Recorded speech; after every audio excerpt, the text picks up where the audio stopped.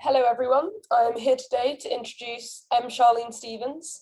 She earned a BA in art history at UCLA before studying art education and photography at CSULA and film and photographic studies at the University of Leiden. Upon her return to the United States, Ms. Stevens founded a digital art publication, Arcade Project, in 2016. Last year, she launched a nomadic contemporary art gallery, Arcade Project Curatorial, during the height of the pandemic. Ms. Stevens is a contributor at hyperallergic.com, Foam magazine, and the Art newspaper. Her collaborative photographic works with performance artist Jodie Lee Kee Chow are currently on exhibit at the Wing Luke Museum in Seattle. Ms. Stevens lives and works in New York. Our other co-curator, Kimberly Light. Kimberly Light is an art professional with over 25 years of experience specializing in curatorial exhibitions, managing art collections, and cultivating relationships with clients and artists. Miss Light is known for her artistic eye, e.g., recognizing talented and promising artists very early in their careers. She is the founder and owner of Kim Light Gallery Lightbox and now runs an art advisory interior design company, Kim Lightstyle. She has served as support counsel at a range of art institutions, including Sculpture Center in Long Island City, Dia Art Foundation, San Francisco MoMA, Cap Street Project, San Francisco Art Institute, Hammer Museum, Artadia, and a member of NADA for nearly 15 years. Light has received her BA in art history at UCSB and her MA at Sotheby's, New York. I'm now going to introduce the artist, Samantha Fields, who was born in Cleveland, Ohio in 1972.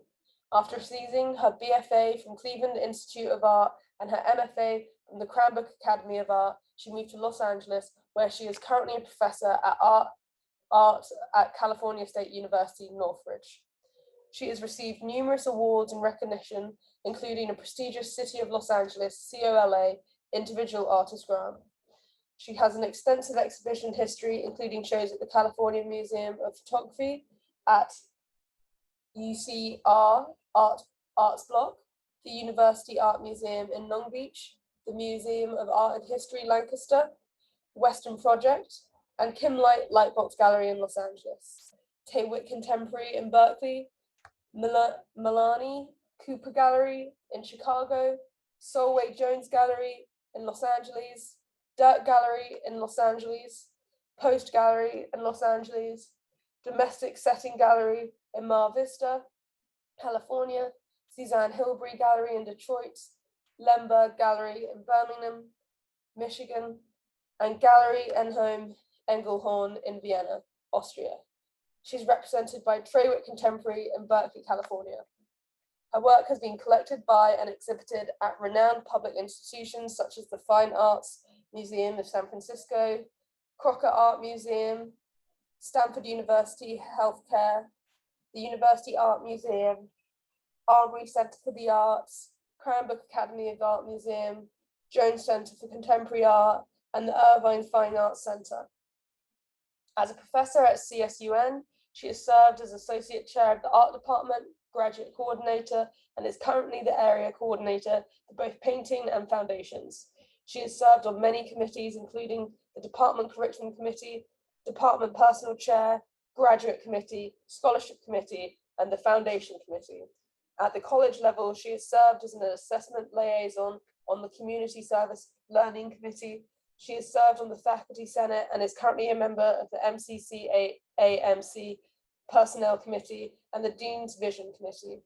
She has been the recipient of the Exceptional Service to Students Award and the MCC-AMA Research and Creative Activity Award. Her work has been reviewed in the Los Angeles Times, XYZZYVA, Art Week, Art in America, Art Limited, Artillery, the Detroit News, the Detroit Free Press, and the Cleveland Plain Dealer. It is my pleasure now to pass it over to Samantha Fields to talk about the works featured in the exhibition. So this is a small piece. It's actually behind me on the wall up here. I think you can see it. It's up there. It's a little painting. And the title, Kick the Tables, Kick the Chairs, actually comes from the old schoolhouse rhyme, second verse, which most people don't know. So no more pencils, no more votes, no more teachers, dirty Lokes. Everybody knows that part, but most people don't know the second verse, which is kick the tables, kick the chairs, kick the teachers down the stairs. And the image actually comes, I don't know, we're not on that image anymore. There we are. There we go. Yeah. So, themes of disaster and apocalypse have been in my work for the last 15 years, personal, political, environmental. And my source images come from a lot of different places. And there's a really interesting tie-in where my grandfather was an amateur photographer and he loved to shoot Super 8. And he had this cache of films that he had shot that were lost because his house was destroyed by a tornado when I was 13 years old. We had lost those films for 35 years until my uncle passed away a couple years ago, 2 years ago, not long before the pandemic started. And we found all the films in a Mr. Coffee box. And I spent the very first month of the pandemic when we went into lockdown, like obsessively scanning all these films and pulling screenshots. So this is actually an image of, at the end of school, my parents went to Collingwood High School in Cleveland. And at the end of the school year, and I think this might be from 1968, they would burn all the old tables and chairs in the parking lot. They would have this bonfire and run around the bonfire like Lord of the Flies, burning furniture, which seems crazy to me. Like, why are you burning the furniture? Because, I was going through the films and I found these and I called my mom. I was like, Mom, why? What is this crazy film I found? And she told me the story and I thought, wow. Interesting, but I like how, my work has dealt with fire in the past. There's a fire painting behind me. And to me, the image, it's a timeless image. It could be from many different eras in history. And I like letting the viewer kind of read into that a little bit. So that's where it came from. And that's the story. And I'm pretty sure my uncle shot the original film, although the original authorship, I'm not 100% sure. Yeah. What I really liked about this piece that spoke to me too is that since we were getting into the ambiguity of time on all of the different pieces, and that's why we've chosen to leave all of the dates off, is because it's so important, I think, for artists or art viewers to be able to look at something and then develop their own narrative and then find out about sort of the background of the work. And considering while you were scanning all these things, Sam, we had one of the biggest sort of, unrest movements in our country that we've had in a long time. And so I really liked this image because immediately people are going to imbue that meaning onto it from last year, because immediately I saw it and I thought, oh, this is something from the protests, and then you started talking about it and it absolutely isn't. And it's burning furniture, decades old. And I really think that's really important to have this giant arc in the meaning of the work.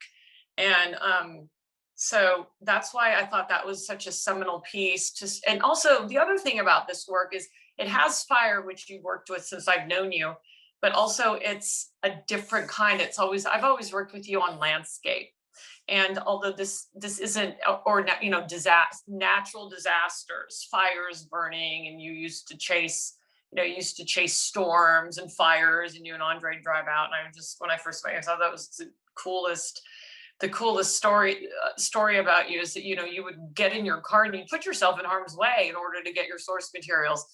And I mean, that's such a dedication to your practice. And also, the fact that you spent so much time going through thousands and thousands of images and films, and you found this and how well it fits in there. So I like how that's all sort of come together. And another thing is this could also be anywhere, because some of your paintings, the early ones, are specifically of specific places. And while this is something that specifically happened in time, I see how over the last 5 years you have sort of moved away from a more documentary aspect of what you're doing. And I think this is a great embodiment of that. And, it's always a political undertone, and that's how I found you in the beginning with environmental issues, and we put you in that show Ecolux, and that's how we started working together, because we did a show about Christine Nichols helped me. She co-curated that with me. She's listening today, and we're so happy to have her here. And we did this great show with about global warming, and I think we might have even partnered with some sort of organization. I can't remember which one. Maybe Lori David's representative. I don't remember. But so yes, I love this work, and I think that's really great that we used it as the front piece. And as we move on, I just wanted to put in something before we go to the next image, because just where my head was going, I like how the works are not anchored in time and space, and that there are endless interpretations, because I read almost like, it could have been something, I don't know, I guess because of the of what has been going on with the racial reckoning, I almost read something like, burning a cross, I guess also because I saw Them recently, on that show on Amazon where they're like, and this horrible racial violence, and something just kind of just made me think of that, just seeing fire and this big piece of wood. And also with the title, it also, it took me to even like Bradbury's Fahrenheit 451 and book burning, not just furniture. And so for some reason I read this violence in it. And because it just, in the hands of every viewer, it can have like so many multiple meanings. Yeah, you guys, you get it. You get everything. I mean, it's that mutability of the image. And when I'm choosing my image, it's like, even though I'm choosing images from I call it the archive, I have this vast archive of photographs, film clips, all these things I saved, screenshots. And even though all of that is from these large spans of time, I'm always in the present. So the images that I'm choosing always are in a way they're commenting on what I'm witnessing right now and what I'm thinking about right now and what I care about right now. So definitely all those reads are definitely there. So I really appreciate that read. Thank you both. And then the next one, I think we're moving on to what Kim was talking about with, working with before with the storms. And I guess this is a good time to also talk about the process, because with the confetti, and I was very interested in hearing what you had to say about just how this image came together from all the different components. Yeah, so and this is actually the top of a fire cloud, but I desaturated it so that it too becomes ambiguous. It could be the top of a stratocumulus storm cloud, it could be a fire, it could be a lot of different things, right? But it has this towering kind of ominous presence. And then the confetti, so I make my paintings with an airbrush. I actually have 6 airbrushes, and they're all different sizes, and they all have different purposes. And so for these, I actually color the paper very brightly to start. I put a fix down, I throw actual confetti on it, and it sticks, and then I paint over that confetti. And then I pull the confetti off when I'm done, and it leaves this kind of residue. So the confetti in the works on paper is all negative space. So you're looking through the painting to the confetti. So that's how they're made. It's kind of a process I invented. I do everything wrong, by the way. The airbrush that I use is for like nails and makeup. It's like a teeny tiny Japanese airbrush with a hairline thin line. And I'm making like these big paintings with it. And so I bend the needles. I've actually worn the chrome off the triggers because it's just not meant for this workload. And every time I go to this lowrider place in Fullerton to get my needles and my parts. And they're always like, what are you doing with these airbrushes? Get the detail? It's like you need that size for just this highly detailed work. Because, though it's airbrush, it's like, it looks so photorealistic. I mean, it's just, it's amazing. And you're doing this freehand, like you're just doing this. Yes, I don't use any projections or grids. It's all paint on canvas. I work straight to a white canvas. And I use that small brush because the mist is so fine, right? So each painting has like 30 to 300 micron thin layers of paint. And for the purse, like usually like 40 to 50% of the painting, I'm not even sure what it looks like because the paint's so thin, it takes me a really long time to build it up so that it looks like anything. But it kind of mimics the inkjet printer. So it's this mist, right, that makes an inkjet print, and it's a mist that makes my very atmospheric painting. So it's one thing I always talk about is I paint atmosphere with atmosphere. And atmosphere is like a physical atmosphere, but it's also like a mood, you know? So there's all of these different layers to it. And I actually since I'm in my studio, I just hold an image like this in my hand and I test the color and I paint. So this is the one behind me. And this is a digital composite. So yeah, they're very like straightforward in a way, but mysterious when you look at them. And also, I just wanted to talk about just because it seems like I think you mentioned earlier about the compositions and how these come together. That this is not just one scene. Yeah, a lot of them are digital composites. So I photograph, I scan, I use all kinds of different tools, and then I create these sometimes I don't even call them landscapes. I call them scapes, like a dreamscape or like it's something that I'm making, I'm altering, and they're believable in the end, of course. But like for instance, in the one behind me, which we'll talk about in a little bit, like this house wasn't there, the balloons weren't there. So I Photoshop all that stuff together. And then I make a print and then I work from the print. So I have a lot of control over what I want the viewer to look at in the paintings. And so, sorry.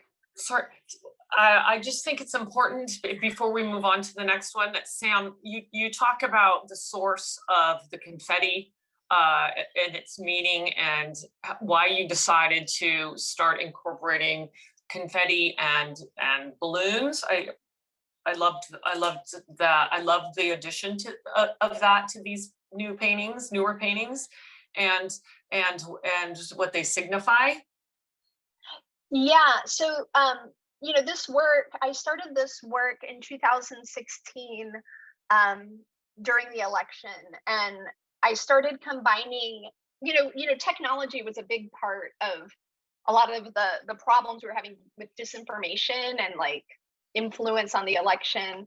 And so I started looking at like digital components, like digital flair. So when you say on your iPhone happy birthday and balloons and confetti pop out on the instant messenger, I started screen capturing that. And then I started looking at political balloon drops, confetti cannons, like these signs of celebration. And then I wanted to pair them with disaster because I wanted it to represent these two kind of opposite polarities that we're experiencing in the nation. It's like you see, and my family is divided on the political spectrum, right? So you see half these people celebrating and the rest of us are in abject despair. And so I wanted to capture dissonance, really. So that's a big part of using the balloons and the confetti. It was coming kind of directly from the digital kind of dynamic messaging tools that are used to add like flair to it, but also to political conventions and other things where we're celebrating something that maybe we shouldn't be celebrating. Yeah, I remember I was reading these is just because I look at the other sources of information and news, and just that there are, and this smoke plume, that meaning that someone's property or someone's neighborhood is getting destroyed with the celebratory confetti, just this dual reality we've been living in. Yes. It's yes. Like there are two completely different news feeds, realities. There's still a reality that like our president isn't our president. I mean, it's just all you have to do is just look at a certain other news source and it's a whole different world. Yeah, absolutely. I mean, I'm obsessed right now with post-truth, like the construct of post-truth and how there's multiple truths, and that you really can't have a conversation with people sometimes because they're getting their news from somewhere paranoid and vaccines are going to kill us, or whether there's microchips in our arm, you can't even talk about it, because people are so mired in it. So dissonance is definitely the idea of the post-truth construct is definitely something I'm thinking about. And also, we didn't, Esmé, I would like to add the The Death of America. I think if it's possible, I don't know if you have that handy. If we can put it after the fire and the balloons. And I also wanted to, I think you have one of the most interesting origin stories of how you view the world, your lens. Could you tell us about that? Because I love that. That was the first thing I was reading the press release. So let's move on to the next image, because I think this is a really, if we're going to talk about the lens, that one, yeah. And Sam? I put a little link for an MIT Press book by Jay McIntyre about post-truth in the chat if anybody's interested. I'm a professor, like I can't stop professoring, it just keeps going. So if you're interested in the post-truth, you can read that. It's really skinny. So this is one of the film scans too. And this is actually, something that we haven't talked about a lot, but it's really true is I situate myself in relation to the things I'm looking at a lot. So this is actually, if you look at it, you can see it's me as a child hanging from the monkey bars. And the film is melted. So that kind of disruption on the top of the painting is disrupted. It's melted film, basically. And Charlene, I think you're talking about like the Book of Revelation and my Pentecostal upbringing, right? Yes. Yeah.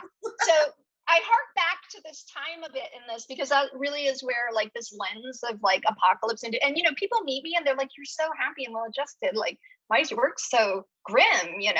And I think it's, people are complex and we don't always know what people's life stories are. And so my grandmother was a devout Pentecost, and I used to learn to reading the Bible, and her favorite book was Book of Revelation.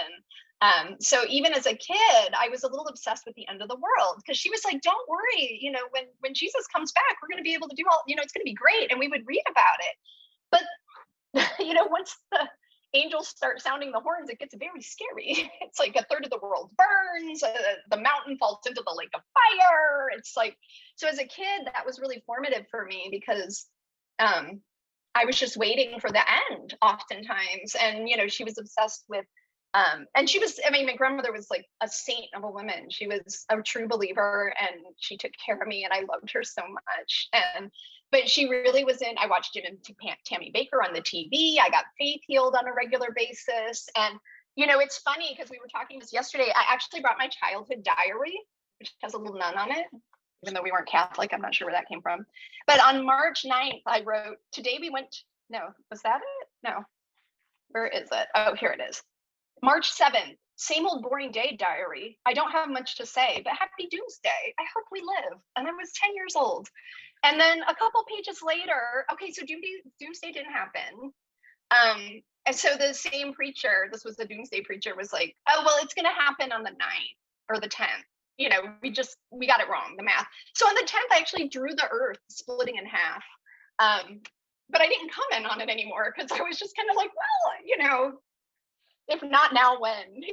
So I think that my obsession with collapse really started young. And, I grew up and to a world where we're doing a very good job of destroying the planet ourselves. We actually don't need God's help to do that. We do a very good job of destroying each other. If you read Book of Revelation, it talks about, in the release and the death and everything. But I always feel like we are already doing that, So a lot of my work is kind of rooted in that. So that's where a lot of it comes from. Yeah, we don't need to have an angel come destroy it. We're doing a great job of it ourselves. And like these natural disasters, I always think of when describing your work as like was it some song in the 90s, Beautiful Disaster? And I always think of, I always think of that song title whenever I think it's just such beauty, but with this destruction. And this image that we have the dynamic messaging. Kim, do you want to get on this one? Okay, so again, we're talking about the sort of the saccharine sweet celebration of of social media. And one of the things that I really started feeling last year at the beginning of the pandemic is that people, I'm stuck by myself. I have my dog whom I love very much, but by myself on in a kind of a high-rise apartment building in Scottsdale, Arizona. And and we were, my one friend, Nancy, who's also on this, we would manage to take our walks during lockdown. And I'd have these anxiety attacks every time I left the building because people wouldn't wear masks in the elevator. And then it got more progressively hotter and hotter outside. So Nancy and I couldn't even do the walks. And I started being very trapped, and I was on Instagram and Facebook a lot, and Facebook was a great support for me, but there was also that aspect of people who were, in homes with yards and pools and having, and running around with their kids, and I'm just sitting there and, having like this happy time. We're on lockdown and people are sick and I'm trapped, and all these, thousands of us were trapped. And so that really resonated with me when I saw these balloons. I remember going to Sam's studio a couple years ago and seeing the beginning of the balloon paintings. And and I know that these have taken a lot of time. There are a ton of work for her to master the burning landscape. And so it's like a memory, but it's also, you're seeing it through smoke and haze, and then bringing forth these balloons that are so much more vivid, but not too vivid. So they're also a memory. And so that whole, Charlene's favorite word, juxtaposition and overlapping of that, to me, makes, so much sense, especially after, what we've been going through. And also growing up in California, and fires were, we'd have fires and they were horrible, but the frequency of fires has increased so much so. And meanwhile, there's this other part of the world, part of existence in denial, and, still driving these giant cars that aren't hybrids that get, 5 miles to the gallon, and on and on and on. And the waters are dirty, and this, I scuba dived. And so to see that kind of stuff, meanwhile, everybody's like, woo, everything is good. But actually, Rome is burning over here. California is burning over here. So that has really hit a chord with me on a personal and childhood level of sort of watching California go in decline, watching our world in decline. And then we have the deniers that, oh, this isn't really happening. It's not. So this is important to me. And I think they're really beautifully done, and then you've got like the home down in look at the house down in the right-hand corners. And what does that mean? Is that just like the fire is approaching, or are they the ones having the party? Did they just release a bunch of balloons? So, that hits them home. The image really just the absurdity of 2020. But it's not even, but also it's not, this isn't just 2020. I mean, this is, so what was that? Just how I was reading it. Remember the inconvenient truth? The inconvenient truth was inconvenient. And when it came out, everybody's like, California wasn't that bad off then when it came out. And then it's almost as though the gas pedal has just been pushed the last 5 years, and it's just like sped up so many more fires, so many more natural tragedies happening in California, which is I've experienced, and I know a lot of you've experienced that are on, and tornadoes and floods. And I'm in South Carolina right now. I was here I think 5 years ago, and the rivers were flooding, and I think some of the levees broke, and some bridges were washed out.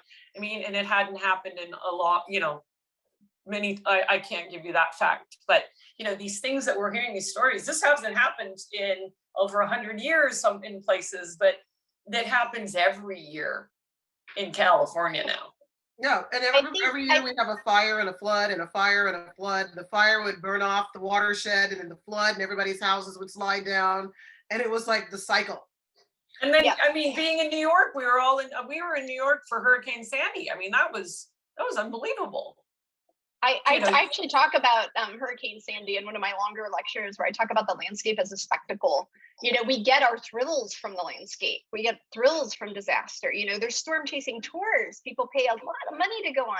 You know, so there's this interesting kind of, I think, like everybody's standing on the edge of the building, wondering if they're going to jump. You know, that like little bit of a death wish.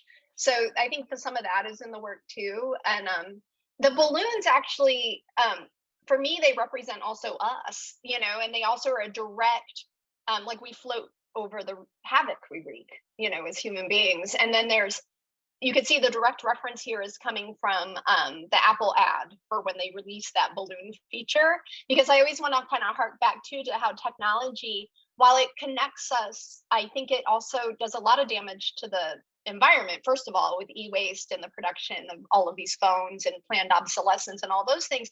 But I really do think that a lot of the division and inability to recognize common truths are largely due to technology, you know, and people's inability to tell truth from fiction and things like that. So these balloons have a lot of different references in addition to everything you guys have brought up.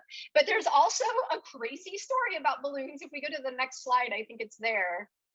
That goes back to that childhood image of the monkey bars. Oh no, it's not this one. This one. I don't know if there's any Clevelanders here in this Zoom today. If you are, throw your name in the chat, because I'd love to know if anyone remembers this. This is the, yes, Colin remembers. This is the 1986 disastrous balloon fest in Cleveland, Ohio. I was 14 when this happened. We were trying to break a world's record for world's largest balloon drop. And a bad weather, and these are all themes of my work, which is, you know, it all comes from like so long ago. A big weather front had moved into Cleveland, and they were like, you know, maybe we shouldn't do the drop, but they did it anyway. And so the image in the middle is just incredible, right? Like those balloons, or it looks like Cleveland has chicken pox, you know, like with all these balloons. But I think the next slide, I'm not sure if it's the next one that has them in the lake. Esmé knows where it's at. No, we only had these ones. Oh, okay. Well, that's okay. If you want to look up 1986 Cleveland Balloon Fest disaster, you'll see pictures. What happened was these balloons ended up being carried for miles on this weather front, and they got dumped in Lake Erie, and it became a huge environmental disaster and cost like all this money to clean it up.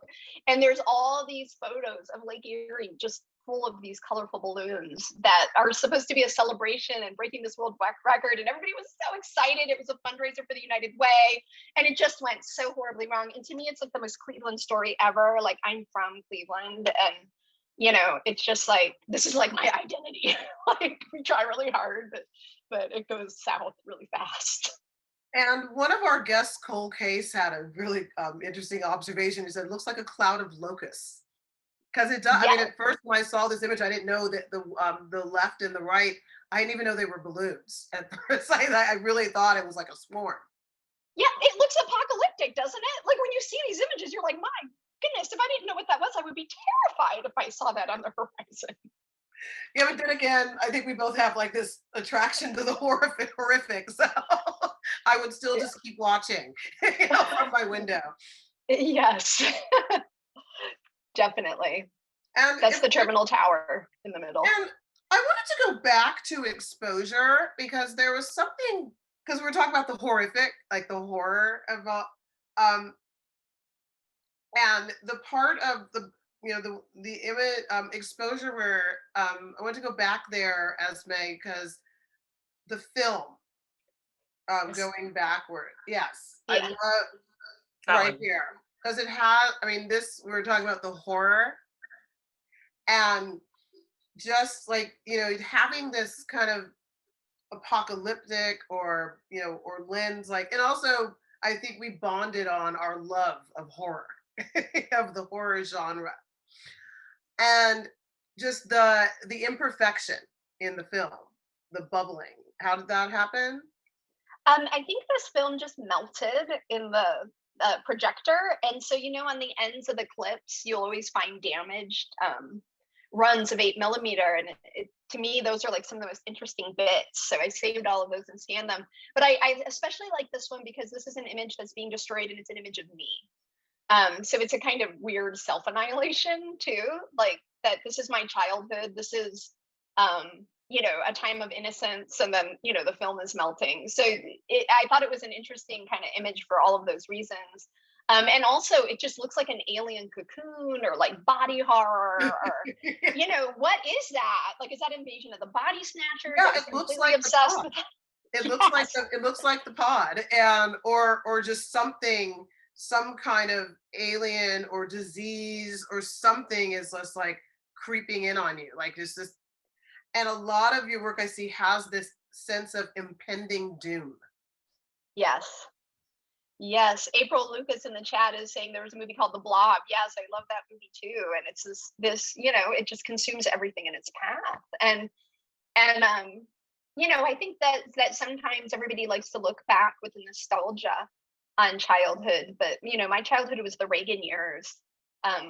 You know, I was terrified we were going to be annihilated in a nuclear war with Russia every day. I wrote about it in my diary. And you know, it was recession. My dad was out of work all the time. We were on unemployment. We were on welfare. I mean, it was not a great time. You know, it was a hard time. And so I like that this all comes together, and the reference to horror. And by the way, Shannon, I started watching those horror movies and the midnight movies when I was a kid. So like Boulardi and Chuck and Little John, and I would stay up till like midnight in the living room and watch. And I was terrified all the time. It drove my parents nuts. Yeah, and I remember reading horror the library was my babysitter, and I was obsessed with horror comics. And then the old mystery theaters on the radio, I don't know if any, like when KNX was news, all when before but at night they would do like retro vintage mystery theater and horror theater like radio shows, and I would have my little clock radio under the covers, and I was in elementary school, like listening to these scary stories. But I was just obsessed. And and there was just something with like the juxtaposition with the childhood and the play and the horror, but the blur also has that suggestion, like has you know, puts that mood, puts that like, you know, pallor on it. Yeah, like that face in Jacob's Ladder in the subway that's like moving and you can't see its features. Like that's scary. And this face looks a little bit like that. Yeah. Yeah, it's just like just those distortions. And I'm just amazed how, you know, this, you know, like how, you know, you're using these photographs, you know, or film as your source material, and just rendering them so faithfully so that you're capturing all of the, you know, just the essence of, my background's in photography, and so it just, you know, just have, you know, being true to both mediums, like, and but this is the more I look at it, like the more I love this image. It's just has that. I appreciate that. Well, photographer friend, like, look, I mean, I'm playing with today in the studio before our talk. I have a Celestron scope that I'm converting into a long lens for my camera. And I'm shooting fires and other things through this thing now. So, you know, I love photography, like that relationship to the photo, you know, there's no truth in photography. So I love that play with photography and what we can do with it. Like one of my favorite photographs is Yves Klein jumping from the building. You know, and everyone was like, how did you do that? And it's a splice. Brilliant. And there's what you do with the paintings, you know, when you're combining, you know, because every you know, it's just like this, you're compressing space. It's and I don't know, let's go to another image where maybe this is happening. Oh, and this, let's before, we should do, oh, I love this one, Death of America, which, and I guess when I was talking about the other one with balloons, the balloons remind me of national conventions for political parties, like when the balloon drop at the end, when the nominee is announced. Yes, that's definitely, I'm obsessed with those. I have hundreds of those images, and I carefully take all the people out and just keep the balloons, and I have all these digital archives, and I use those too. So yeah, definitely, there's something so fascinating about balloon drops. Yeah. Yeah.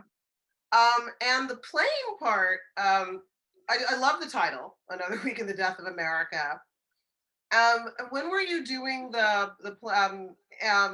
airplane part? Because I mean, this pretty much, I read it. I mean, just I had an immediate reading as this was the state of my country.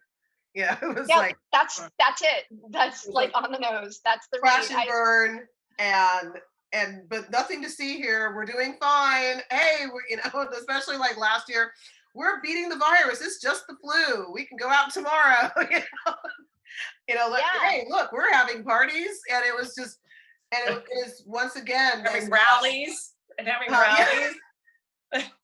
yeah. And releasing the balloons. Meanwhile, we're all yes. Yeah, and it's really. Oh, sorry, but this is the exact painting I saw about 2.5 years ago. I think it was. Sam was working on it, and so. Okay, go on. But so it has, it's one of those paintings that it's so timely, but also you've been thinking about it for a long time. And we look at it today after, we're almost all of us are vaccinated. We've been through hell and back the last year. Our country has. We've been through hell and back the last 4.5 years, almost 5 years now. And this painting is so timeless, and it's so beautifully rendered, but it's also so timeless, but it's also so current because you've got your pixelations in there too, which is very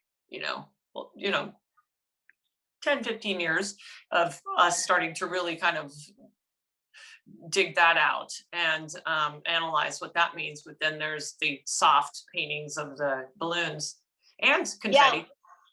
The pixelization I use in a lot of the images, and I think we have a zombie coming up that where I use that too. And the pixelization definitely references time and distortion. So when we're talking about photography, like a distorted image, like I paint distortion faithfully, I paint damage faithfully, because memory is faulty, history is faulty, like all of these things. So I'm really interested in distortion and all the things that come between us and the things we're looking at. So there's definitely pixelation in here, because I think this is from 1978. I'm trying to remember when exactly this was. Hold on, I have it in my notes here. Is this the Pan Am? This is the Pan Am flight. And it is, I think it was 1978, but I might be wrong because I don't have my notes in front of me. But basically this plane it collided with the Cessna over San Diego and went down in flames. And it was on the cover of Newsweek, and it was also in a compilation of photojournalism, like Greatest Photographs. And when I was in undergrad in 1993, I made a photocopy of this image and I put it in my sketchbook, and I kept it all that time.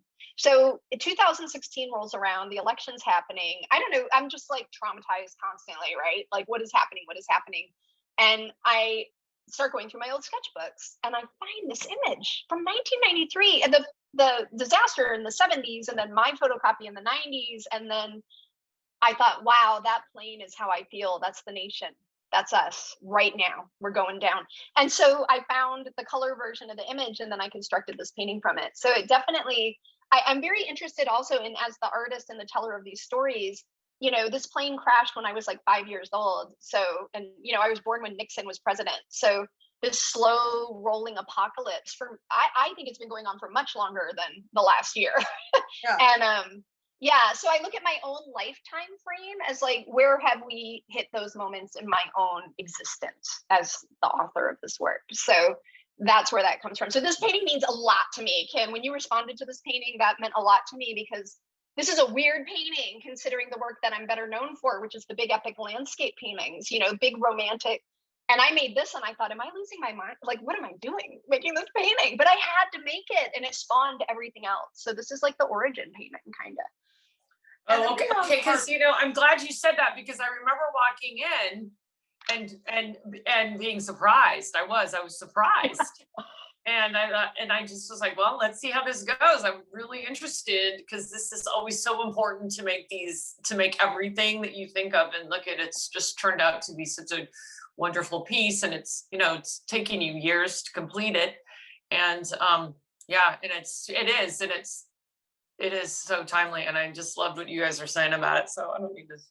Okay. Yeah, and that headline actually was a headline from the 90s too. Another Week in the Death of America. It was something I'd written in a sketchbook. Perfect. That was a real headline. Yeah, from when I was a student, and I wrote it down, and I've been holding on to it all these years.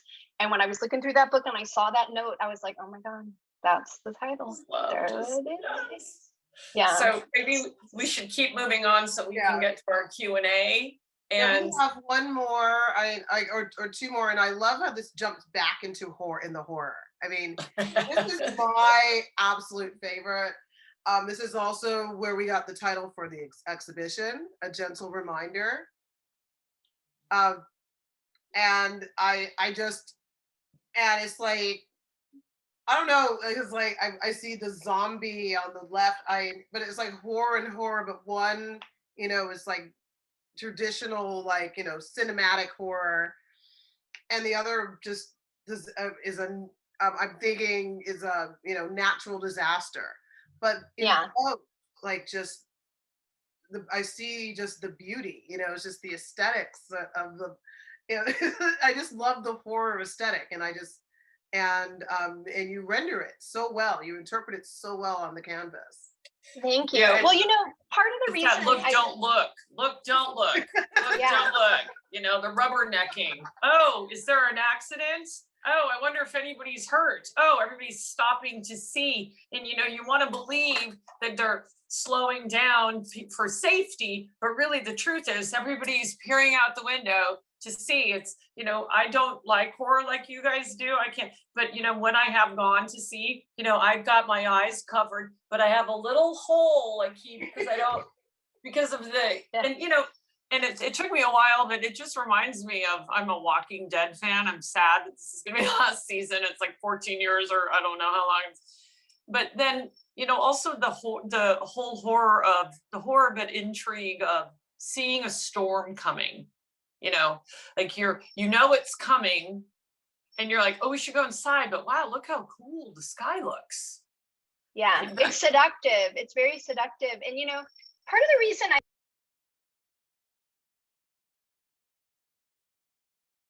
thinking about my own complicity and all of these different things as individuals, like what role do we play and what's our responsibility? So for me, that's a very personal painting about reckoning with the moment that we're living through. And it's a really special one to me. So Charlene, when you responded to that painting, that's when I knew we had to do the show.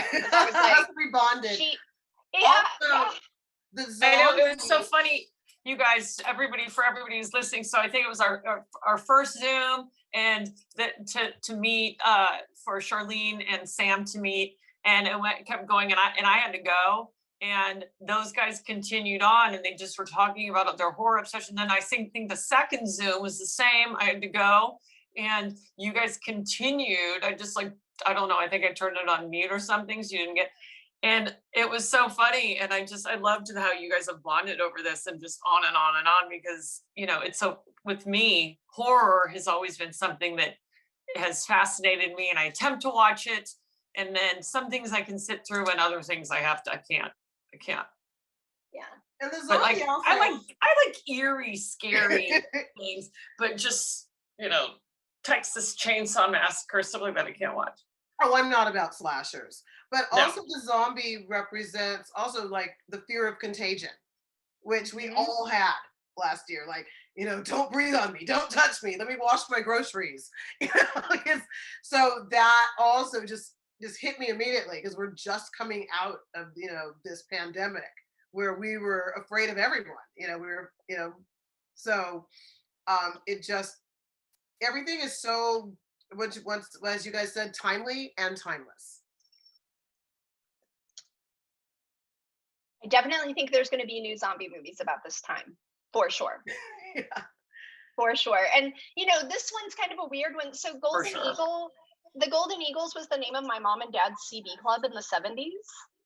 And their insignia was a golden eagle. And it was like, we had one over our door, and like there were golden eagles on their jackets and everything. And the eagle's the United States like symbol. And so I wanted to paint this pixelated kind of Hitchcockian raven version of an eagle. It's it's like the bizarro world American Eagle, you know, like when Superman goes bad, you know. So yeah, this is part of that same kind of continuing conversation, and it's all pixelated and distorted, and yeah. So this was one of the earlier ones too that I made about this subject. Well, eagles are really interesting. They're really interesting because, you know, they're carnivorous, but they're so beautiful, but they're also flying. When they're flying, they're looking for food, you know, they're looking for dead meat. And there's something, so as we look at at them with beauty, but they also are not, they're scavengers, and they're cleaning up the death. And so it's really appropriate because there's a quietude about this. It's sort of like after, to me, what I see in this is just sort of after the devastation, the golden eagle flies over and, you know, and looks for what it needs to clean. And there's something like sad, ominous, in the end. And it's carrying through to another. You know, flying is always about moving from one place to another. And yeah, that's right. What are you saying, Sam? I said there's nothing left. It's just a weird digital no place. You know, I love the chat. Yeah. So I don't know if y'all have the chat open. I'm always like typing things in chat. No, I live in Zoom now, so I've become very good at all the tools.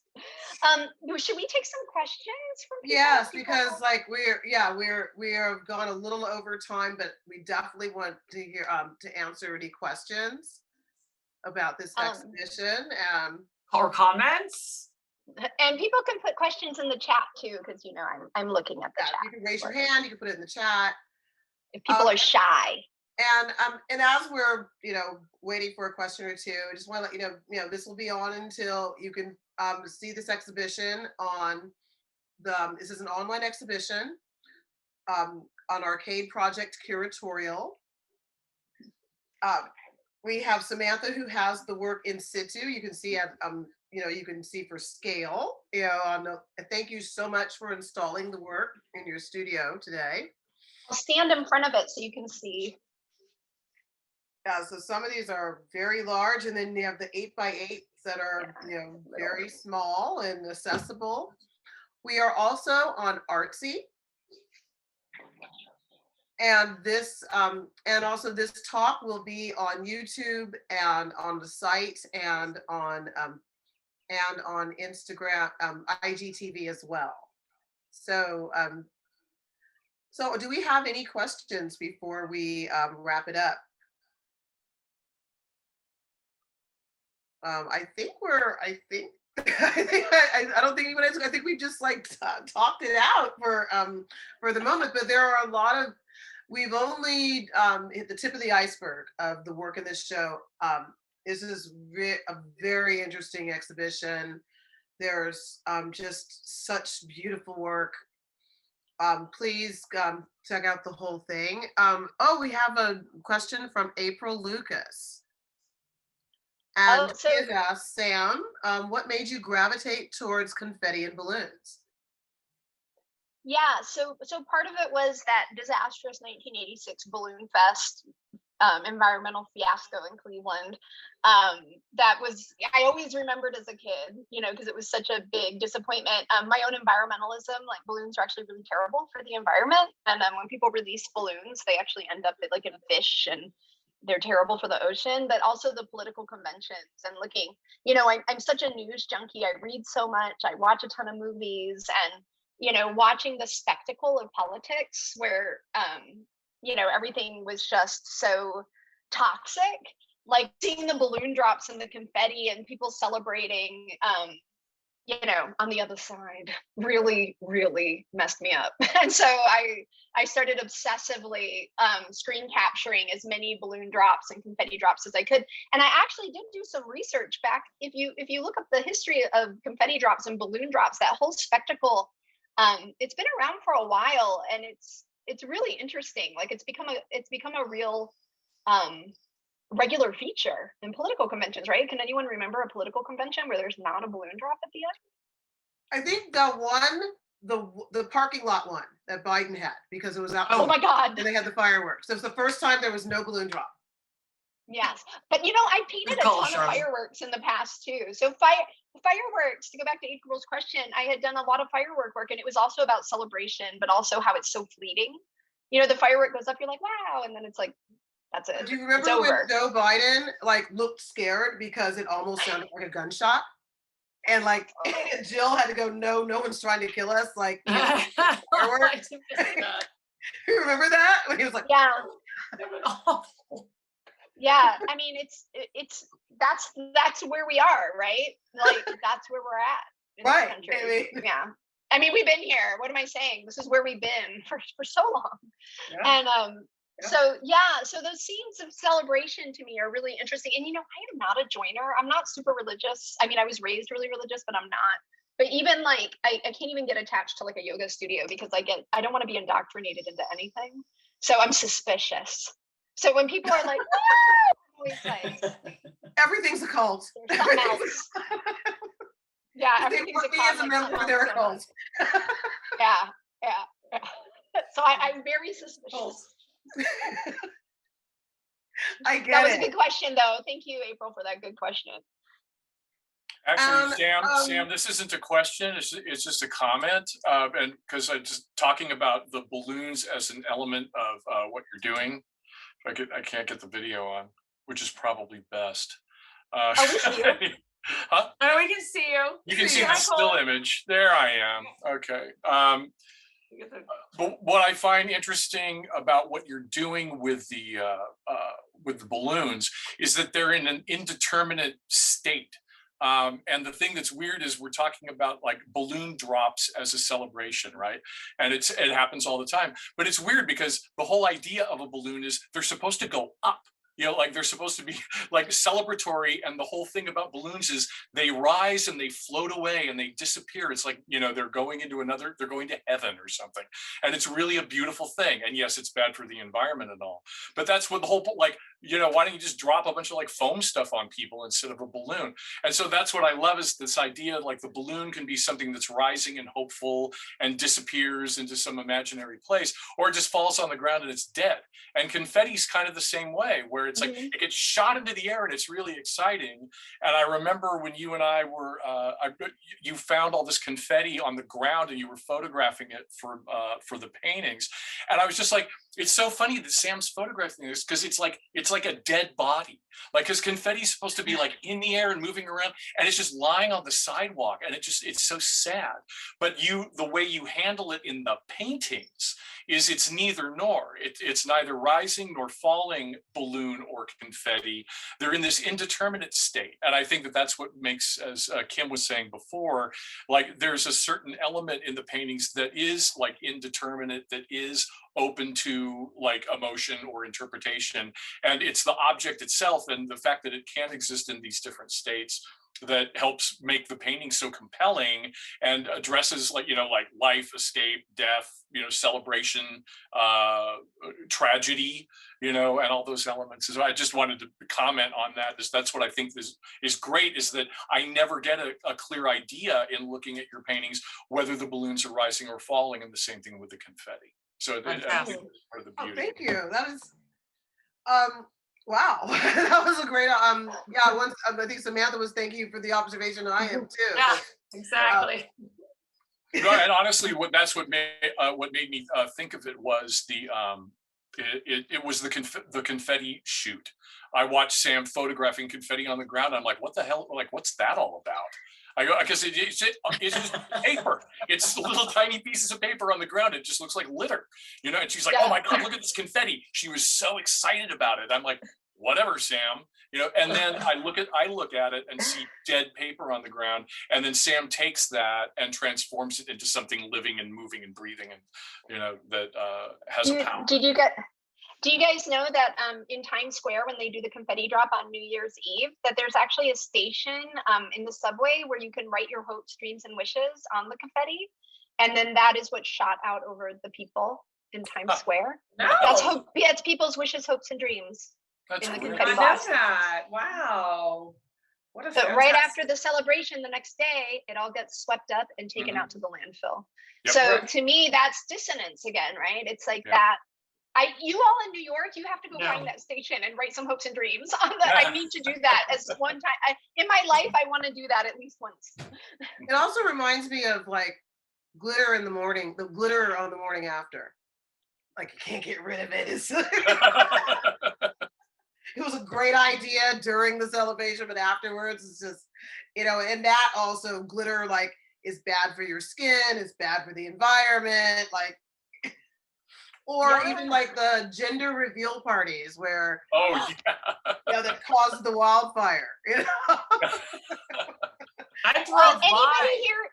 Oh I my was God. driving from Arizona to Los Angeles to, you know, because that was what, June or something, and I was driving to our friend Cynthia's house, and I was coming down that hill, starting to go and through the desert, and I'm starting to approach Palm Springs. I see this plume go poof. And I was just like, whoa. It was just so weird just because you could see the plume. And I went, oh my God. And so I was hoping by the time I got there, the freeway would still be open, and it was, because I really didn't want to turn around my car. But yeah, that was intense. And then I got there, and we were at Christine's house, and then the Bobcat fire started, and there were two. We could see them from Cynthia's home, two of them going up. It was crazy. That's crazy. These fires crazy during a pandemic and ash coming down. So everybody's sequestered in their homes in Los Angeles. I drove to, you know, get away from all the crazy in Arizona. I drive to LA, I see a fire, and then I come in, there's another fire. There's ash dropping on us, and we're all like, you know, trying to be together and, you know, and be in the pool, and it was 100 and whatever. And it was just, that felt really, I think that was the closest I ever felt to a pop. We made the best out of it. Well, you had that. I gotta say that this sky. is, like I said, we make the apocalypse. We are the apocalypse. Like a gender reveal party is what did that. As if, you know, gender is already like a construct, right? So now you have to have a huge party about it before this kid's even born. I mean, don't you feel like, because when I was pregnant with my kids, we never heard of that.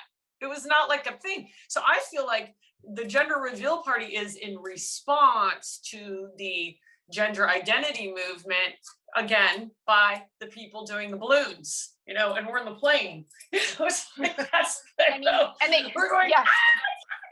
Well, I think I wrote in another curatorial statement for a show that a show that's closing soon, that, you know, it was just, you know, we burned down like how many acres through toxic masculinity, you know, just the need to assign that, you know, before, you know, was just so destructive.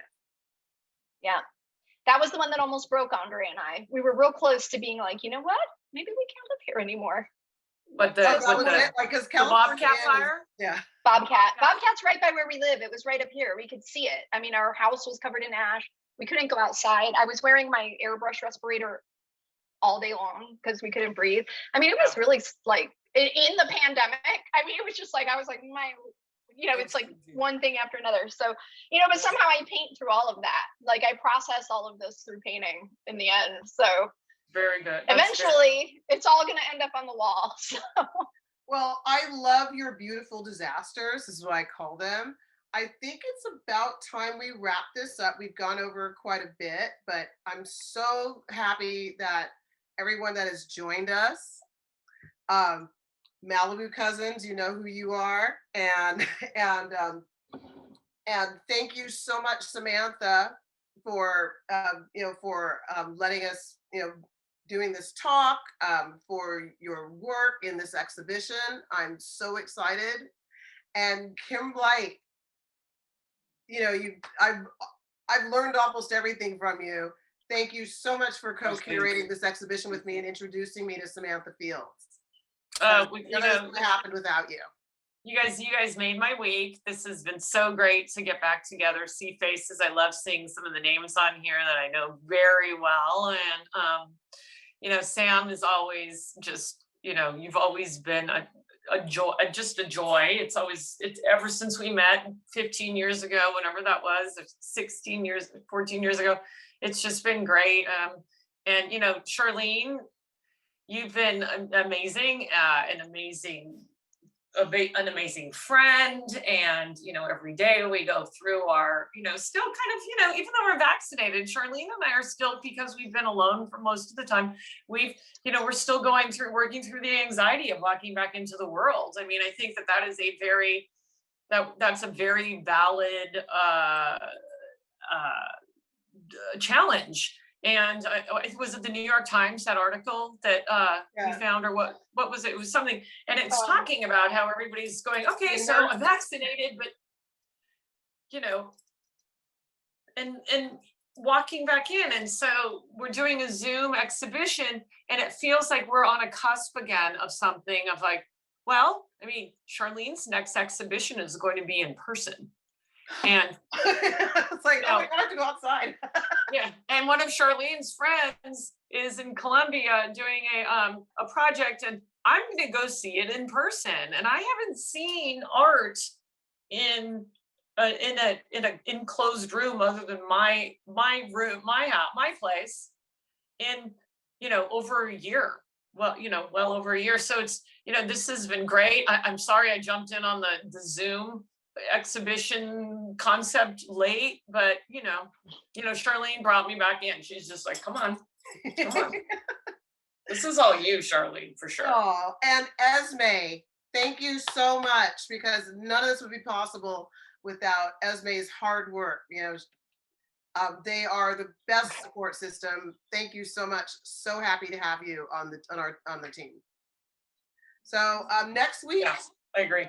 Next week we'll have Charlene Rodriguez talking about art and activism. I think she does decolonize this space. And thanks again. And please take a moment and check out the entire exhibition.